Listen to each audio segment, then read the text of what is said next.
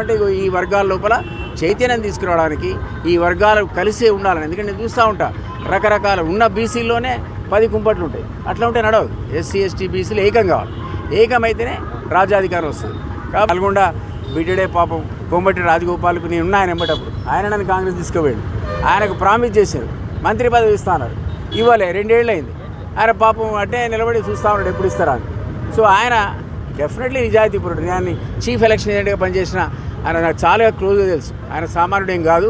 నాకు తెలిసి 3 నెలల లోపల కాంగ్రెస్ ప్రభుత్వానికి కూలదూస్తాడు. ఆయన ఖచ్చితంగా కూలిపోతుంది కాంగ్రెస్ ప్రభుత్వం. ఆయనతో పాటు 30-40 మంది ఎమ్మెల్యేలు నాకు తెలిసిన వాళ్ళే ఆయనకి టచ్లో ఉన్నారు. కాబట్టి పాపం రేవంత్ రెడ్డి గారు ఏమీ ఇంకా కంగారు పడాల్సిన అవసరం లేదు. ఎట్లాగో పైసలు లేవు, ఆయన ఏం చేయలేంది లేదు, మనకే చెప్పాడు. ఇంట్లో పండుకునేది బెటరు.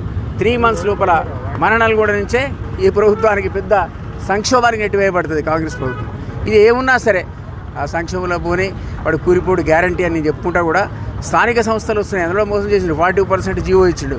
చిన్న పిల్లాడు స్కూల్ పోయే పిల్లాడు నేను మీడియాల విశ్లేషణలో చాలాసార్లు చెప్పిన ఈ జీవో జీవో నెంబర్ 9 నిలబడదు. ఎందుకంటే అది కాన్స్టిట్యూషన్కి అగైనెస్ట్ ఉంది. సుప్రీంకోర్టు ఇచ్చిన 50% అగైనెస్ట్ ఉన్నది. ఎట్లుంటుందా అది? కోర్టు పోయిన స్టే ఇచ్చిన వాళ్ళు.